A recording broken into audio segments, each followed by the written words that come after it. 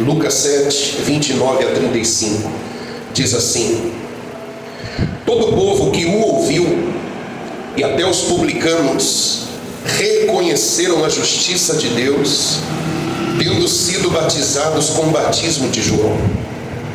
Mas os fariseus e os intérpretes da lei rejeitaram, quanto a si mesmos, o plano de Deus, não tendo sido batizados por ele. E Jesus continuou: a que, pois, compararei as pessoas desta geração? A que são semelhantes? São semelhantes a meninos que, sentados na praça, gritam uns para os outros: nós tocamos flauta, mas vocês não dançaram. Entoamos lamentações, mas vocês não choraram.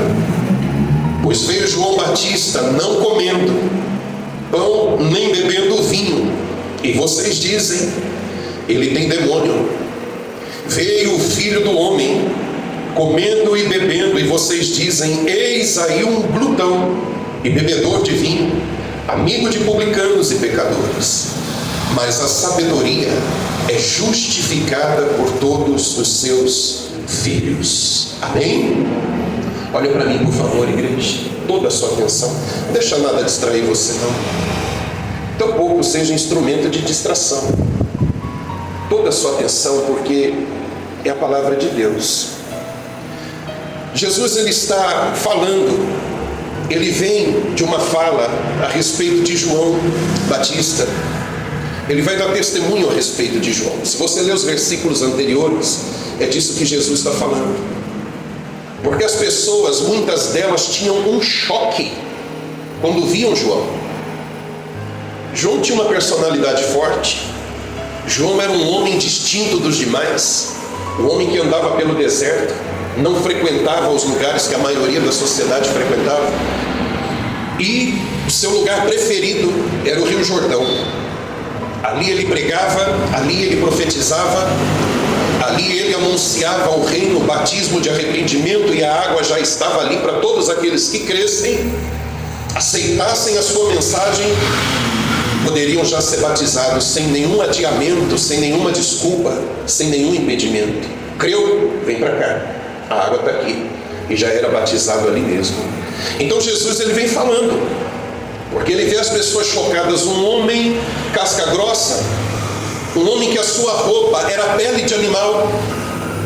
Ele não usava roupa de tecido, de fabricação têxtil, como eu e você, como os outros usavam. A Bíblia diz que a roupa dele era pele de animal. O cinto dele era um cinto para prender essa veste, um cinto de couro, muito distinto. Já para aquela sociedade já era muito distinto. Então muita gente olhava assim e falava: eita nós, olha o doido aí. Chamava ele de louco. Achavam que ele era louco. E é por isso que Jesus sai em defesa de João e fala: eis aí um verdadeiro profeta. Em outras palavras, não vai atrás do discurso, não vai atrás da falácia, porque ele é sim o enviado de Deus. E nunca houve entre os seres humanos de carne e osso alguém que fosse maior do que ele. Amém, igreja? É por isso que Jesus vai sair em defesa de João. Jesus vai falar a respeito de João boas palavras, para que ninguém caia no enredo da falácia dos judeus daquela época. Estou dando para você entender até aqui direitinho. João, ele era assim também para se cumprir uma profecia. Ele não fazia aquilo por vontade própria. Eu quero ser diferente, eu quero causar, eu quero ser polêmico. Não. A Bíblia diz que Elias voltaria, mas a Bíblia não está falando de reencarnação. E Jesus vai dizer: João, ele é o Elias que havia de vir. E o que a Bíblia quer dizer com isso? Que João, esse homem, é aquele que a Bíblia disse que viria no mesmo espírito de Elias, na mesma, falando português bem claro, bem abrasileirado, um homem que o seu ministério seria na mesma pegada, no mesmo estilo, no mesmo jeitão de Elias, porque Elias era assim. Elias vestia roupa de animais, pele de animais, e também usava um cinto de couro. E lá está João para cumprir a profecia, trajando igual, poucas palavras, os dois, tanto Elias como João, profeta tanto um como o outro, confrontavam o pecado cara a cara, tanto um como o outro. Lembra que Elias confrontou Acabe, o rei? João confronta também Herodes. Então eles têm o mesmo estilo, a mesma pegada, o mesmo jeitão. Então é por isso que a Bíblia diz que Elias haveria de vir antes do Messias. E Jesus vai dizer, pois João é o Elias que tinha de vir, mas não é reencarnação, amém, igreja? Não é que Elias encarnou em João, nada disso. Mas vamos à mensagem que está aqui, porque eu dei essa abertura para chegar nesse ponto aqui. Porque enquanto Jesus está falando de João, a gente leu aqui que o povo o ouviu, inclusive publicanos. Os pecadores reconheceram que João era um enviado de Deus, era um servo de Deus, era um instrumento de Deus. A justiça de Deus, o perdão de Deus, o cancelamento dos pecados era representado através do batismo de João. Porque se crescem, se arrependessem, essa era a mensagem do batismo, arrependimento. Arrependei-vos.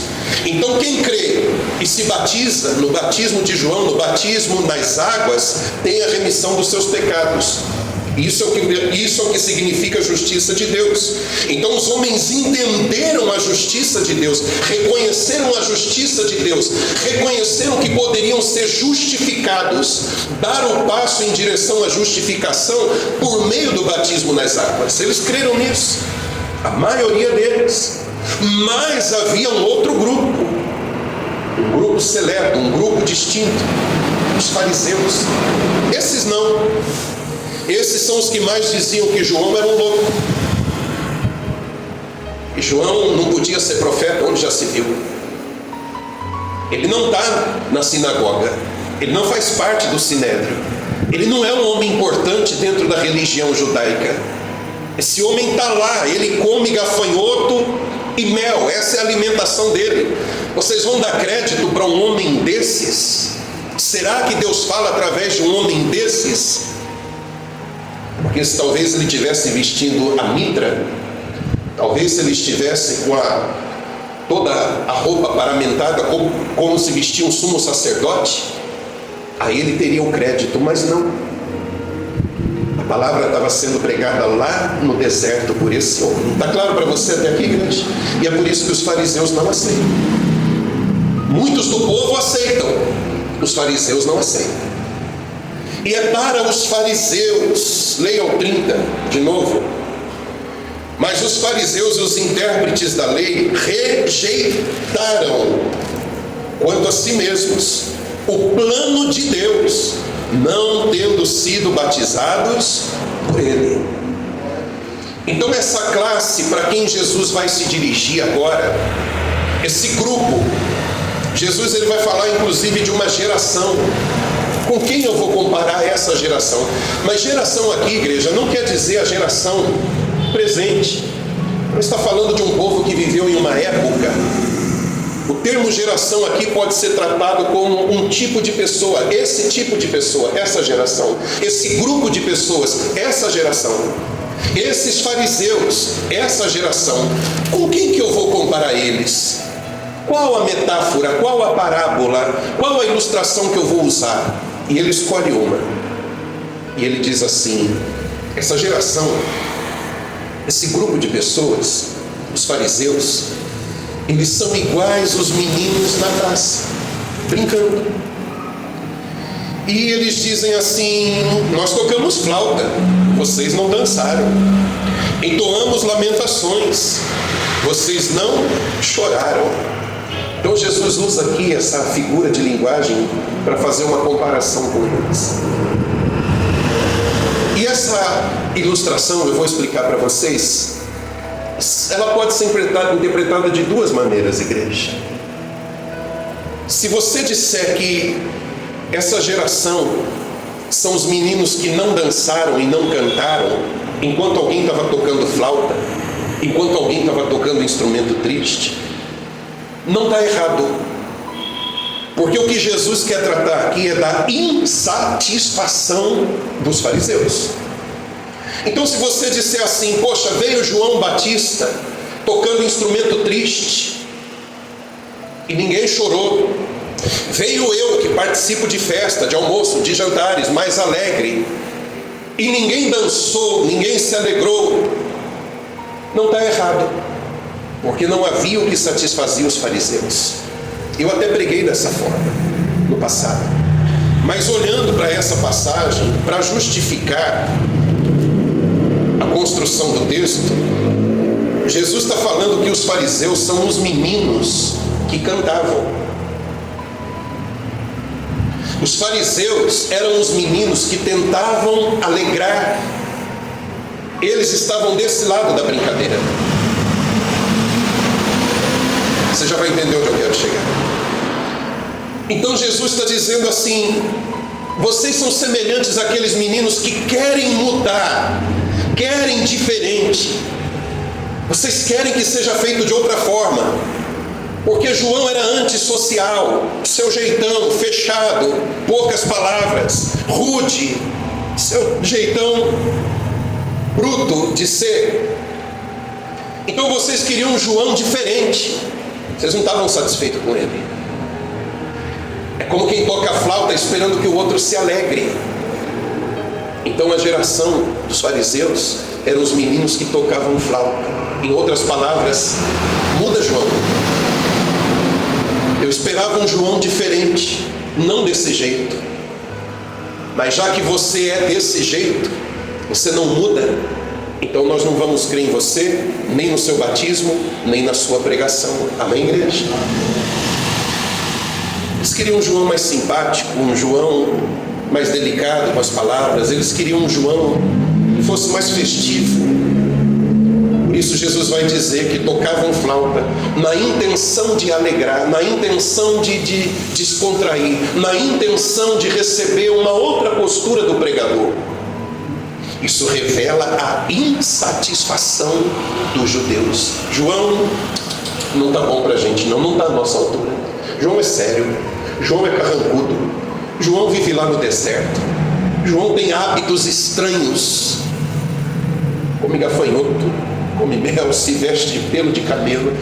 Que criatura esquisita. Não. Se ele fosse diferente, se ele fosse mais alegre, é por isso que Jesus está dizendo: tocamos flauta e vocês não dançaram. João não dançou, a gente queria que ele dançasse pra gente, figuradamente falando. Amém, igreja? Ou seja, eles estão querendo que a mensagem se amolde a eles. Eles estão querendo que o ministério de João se adeque a eles. Eles estão querendo João de um jeito, mas João é aquilo ali e não vai mudar, porque foi profetizado, ele vai vir no espírito de Elias, ele vai vir desse jeitão mesmo. Aliás, do jeito que a coisa estava fora dos eixos, a religião prostituída, a religião adulterada, a religião corrompida, precisava de um Elias ali naquele momento. Amém, igreja? Amém. Mas eles estavam dizendo: não, a gente queria um João mais, a gente queria que ele dançasse, a gente queria que ele festejasse. Então João não é digno de crédito para a gente. Aí Jesus usa o outro exemplo.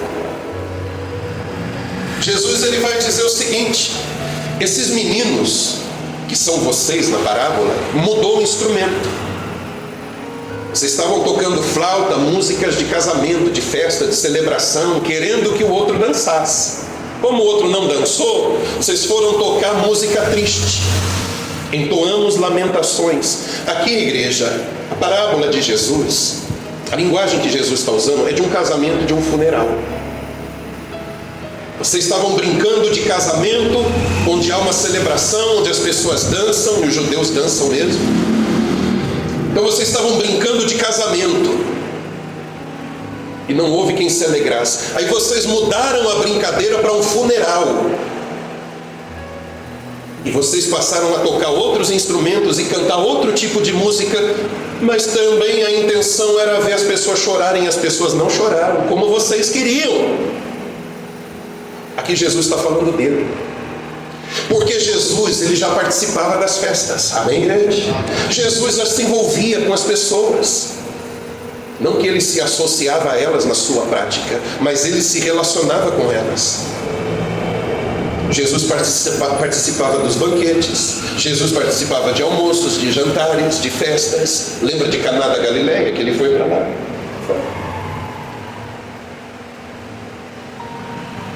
Jesus, ele come na casa de Simão, e ali estão pessoas pecadoras, publicanos.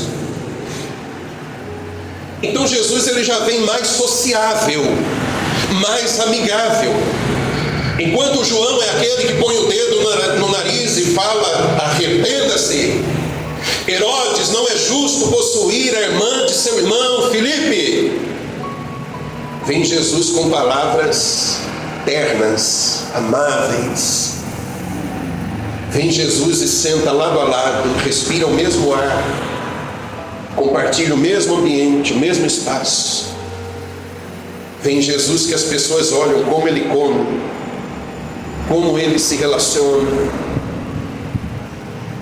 E qual é o posicionamento dos fariseus? O mesmo. Eu esperava um Jesus mais sério do que esse. Não está bom também. Eu esperava que o Messias fosse mais centrado, porque olha a fala deles. Vai lá no 33. Porque veio João Batista não comendo pão nem bebendo vinho. E o que é que vocês dizem? Ele tem demônio. Depois vem o Filho do Homem comendo e bebendo, e vocês dizem: eis aí um glutão e bebedor de vinho, amigo de publicanos e pecadores. Igreja, nunca está bom para esse povo. Vem João ríspido, vem João com aquele jeito. Esse aí tem demônio. Ele podia ser mais alegre, ele podia dançar. Não serve. Vem Jesus mais sociável, mais amável, se relacionando de uma outra maneira, mais próximo, mais acessível. Eu acho que João até causava medo em alguns.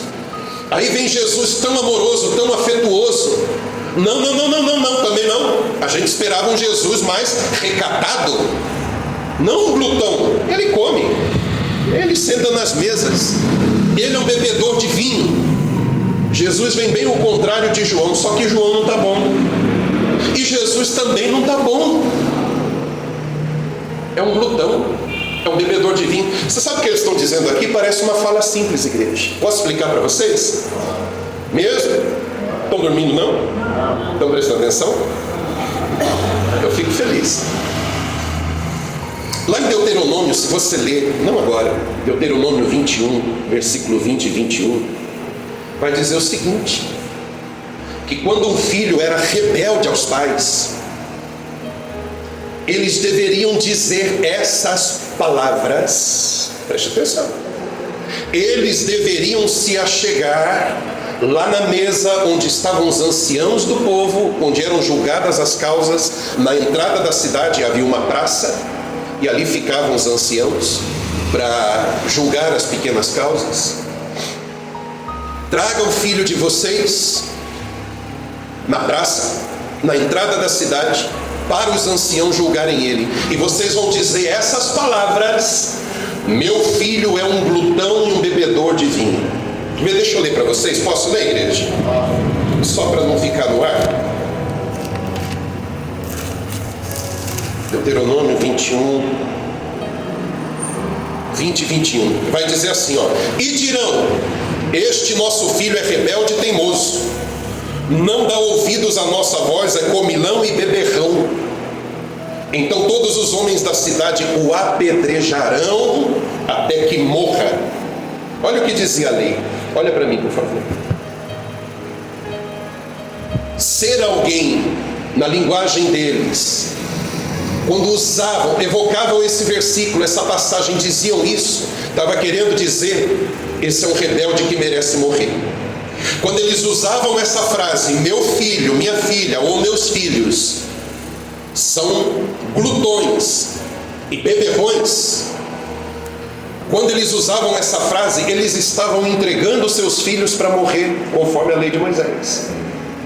Então, quando eles falam que Jesus é um glutão e um bebedor de vinho, não é uma fala simples. Sabe o que eles estão dizendo aqui? Você merece morrer.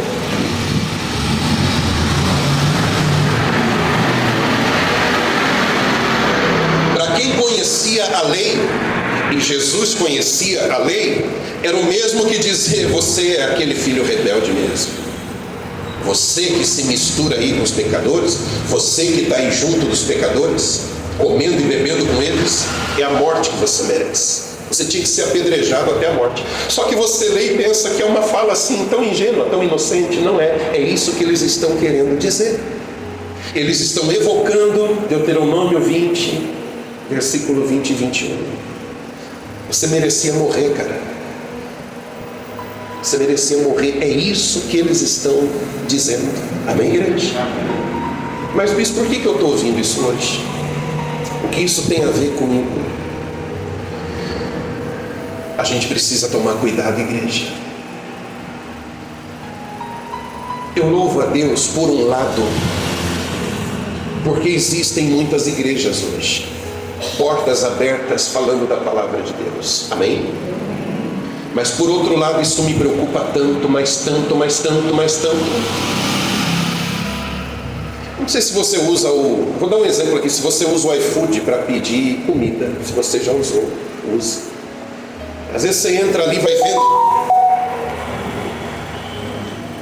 Você entra ali, vai vendo qual que eu escolho, qual que eu compro, de onde eu vou pedir, qual está mais barato, qual tem uma foto melhor da pizza, do lanche aqui, qual que é mais apresentável, qual cobra menos, qual não tem taxa de entrega. Ou seja, você tem um menu na sua mão para escolher que você fica até perdido. É ou não é assim? Você fica até sem saber de quem eu vou pedir, qual vai chegar mais rápido. A gente não pode fazer isso, igreja, no que diz respeito às mensagens, às pregações, a forma como Deus usa as pessoas. Não é um menu para escolher. Se a mensagem é bíblica, ela pode vir como um chá de boldo. Você já tomou chá de boldo? Às vezes vem assim. Às vezes Deus usa o pregador como um João Batista. Às vezes a mensagem ela vem como um caramelo, docinho. Mas eu não posso só querer caramelo. Tem hora que eu vou precisar de um boldo mesmo. E vai doer, mas vai curar. Chá de boldo costuma resolver, não costuma? Então a gente não pode fazer como o iFood. Esse aqui não, esse aqui não, esse aqui não, esse aqui chega mais rápido. Tem gente que é assim. Eu vou lá porque eu ouvi dizer que lá o milagre, ó, é papo, filho. Então eu vou lá. Eu não vou lá porque se eu for lá, aquele jeitão daquele cara lá, ele não gosta, não topa muito a fuça dele, não. E Jesus está dizendo: essa geração é assim, nada satisfaz, nada contenta, nada tá bom, porque João vem num estilo, num jeito, e ambos são de Deus, tanto João como Jesus. Amém, igreja? Então Deus está usando João de um jeito. Não tá bom, a gente queria um João mais alegre. É louco, tem demônio. Aí vem Jesus mais próximo, mais íntimo, mais sociável. Não, esse aí longe da gente, esse aí merecia morrer, porque é um glutão e um bebedor de vinho. A gente também não quer. Poxa, então quer o que, meu Deus do céu? O que é que te satisfaz? E no caso dos fariseus, nada satisfazia a eles. A gente precisa tomar cuidado, igreja. Eu não posso ser aquela pessoa que o que está na Bíblia eu vou pensar do conteúdo que a Bíblia tem, só o que faz cafuné no meu ouvido, não. Só o que massageia o meu ego, não. Eu não posso. A Bíblia toda é palavra de Deus, digna de toda aceitação, é a verdade. Diga glória a Deus. Então, se ela vier com palavras como se fosse um João Batista falando, acate, aceite. Se ela vier como conselhos, como outro João, olha o outro João, vamos usar o outro João como exemplo. João apóstolo, filhinhos. Esse era o jeito doce, o apóstolo do amor, João. Então seja como um João Batista, seja como um João apóstolo, tudo é palavra de Deus. Você não deveria ser seletivo e escolher qual João você quer ouvir, porque um pode ser que tenha demônio, não, mas o outro também pode ser um glutão e um bebedor de vinho. O que é que vai te satisfazer, criatura? Quando é que vai estar bom para você, filho de Deus? Quando? Então essa geração não está falando daquele povo daquela época, está falando desse tipo de pessoa, essa classe de pessoas dentro da igreja. Então vale para ainda hoje, vale para mim, vale para você, vale para nós.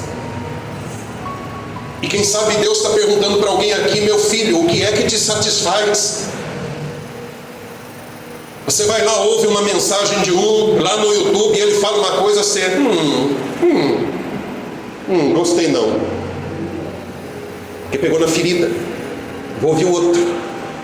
Aí o outro, moderninho, né? É novinho, né? Não tem nem cabelo branco ainda, eu vou dar crédito para esse. Não, vamos pro outro. Aí é uma mulher, não, é uma mulher que está falando. Não, mulher não. Se fosse um pregador, homem, porque mulher, eu não ouço mulher, não. Posso falar, igreja? Não espera uma mula falar com você, não.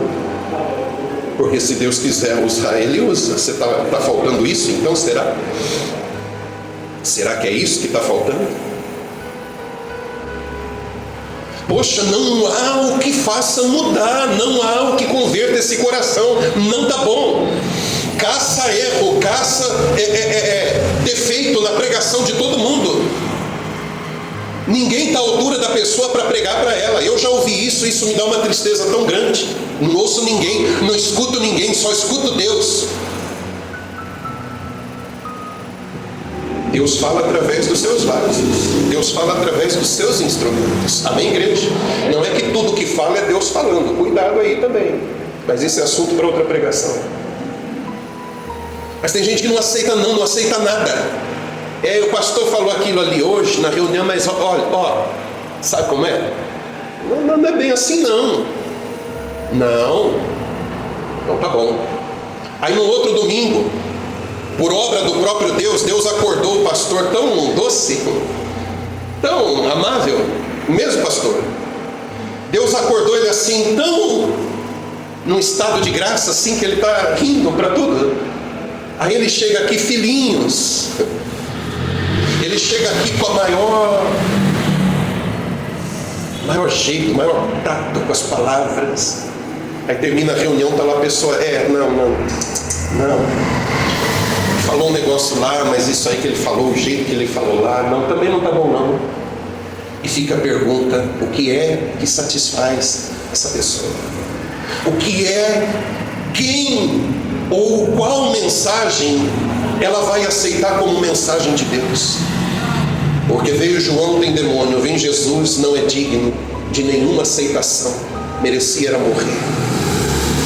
E para encerrar, a igreja, olha o que diz lá o último versículo que a gente leu.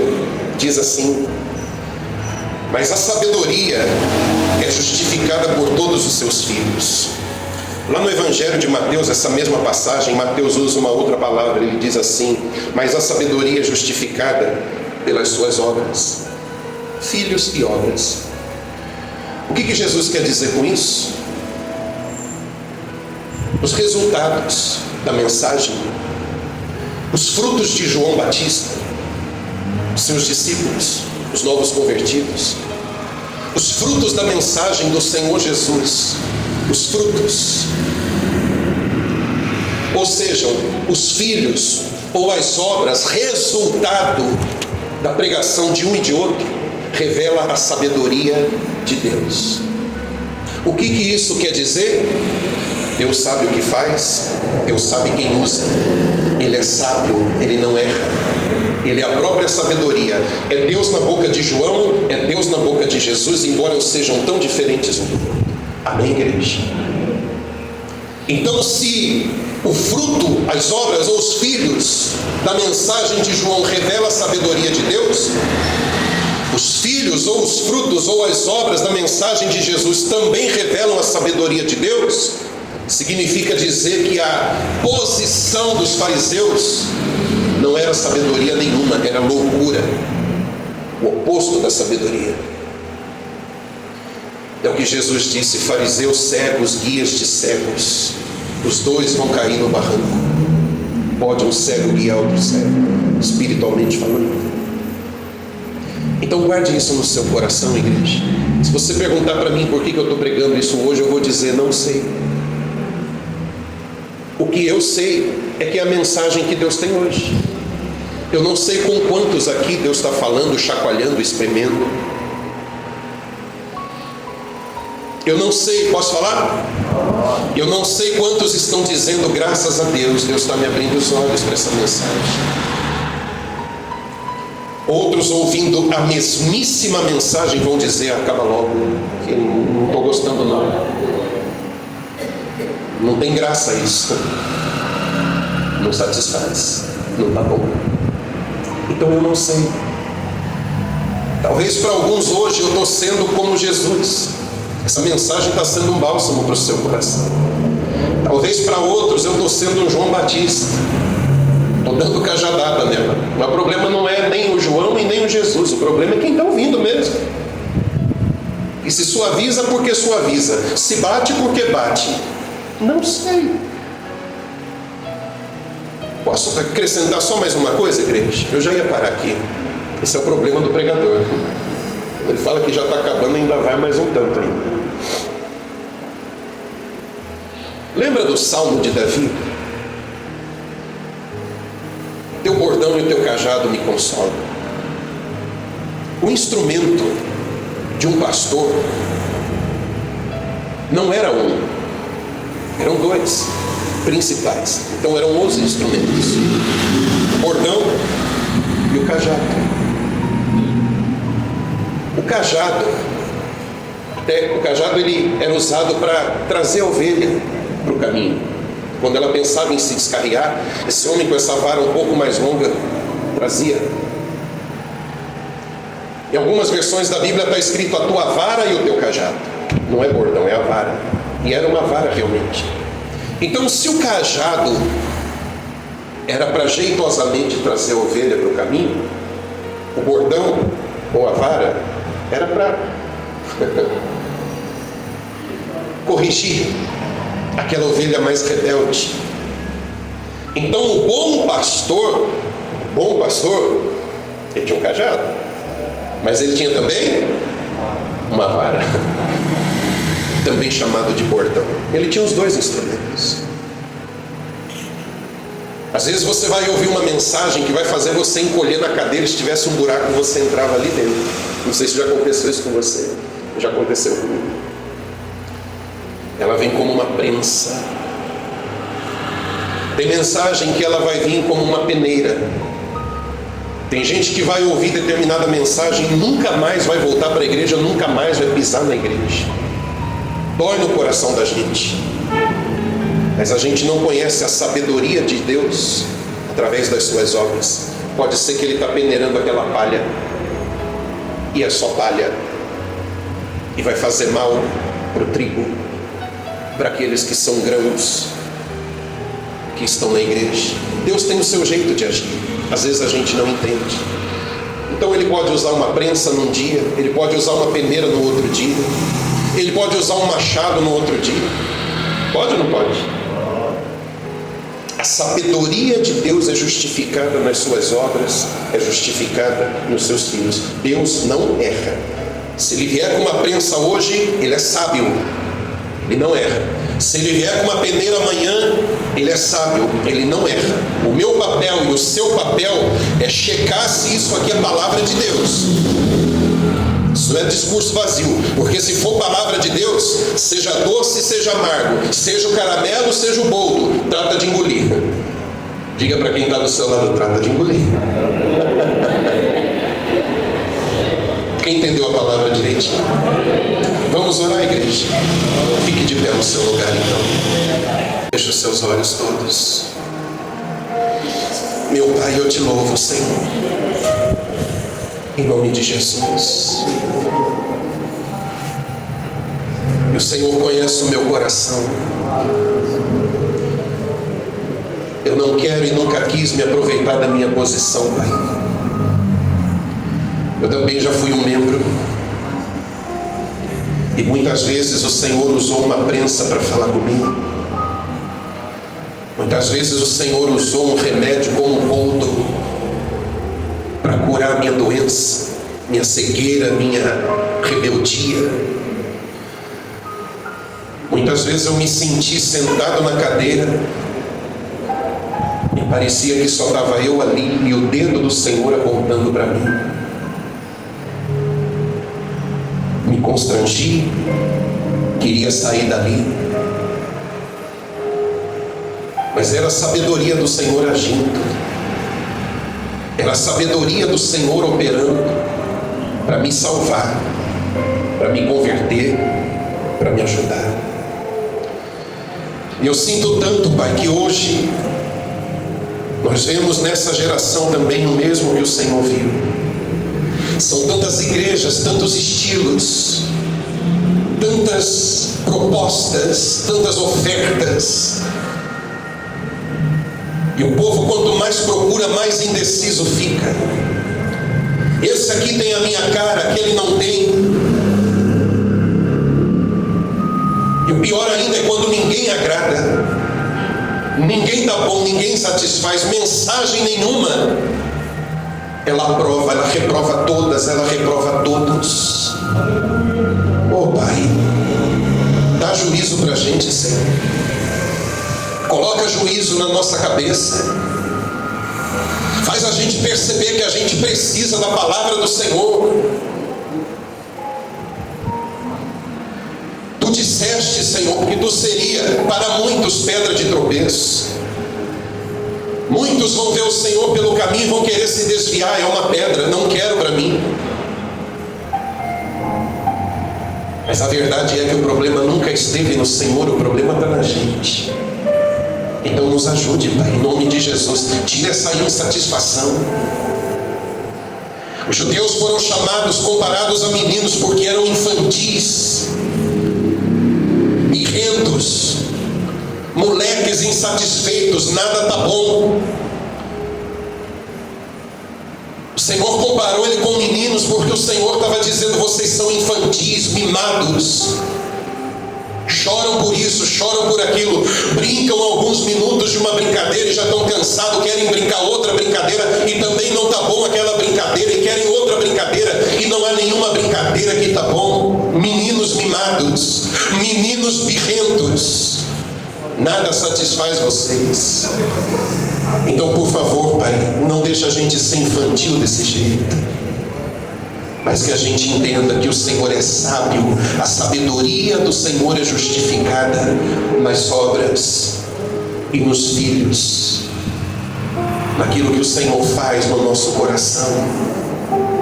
Então, meu Deus, exorta o teu povo, exorta todos nós nessa manhã, em nome do Senhor Jesus.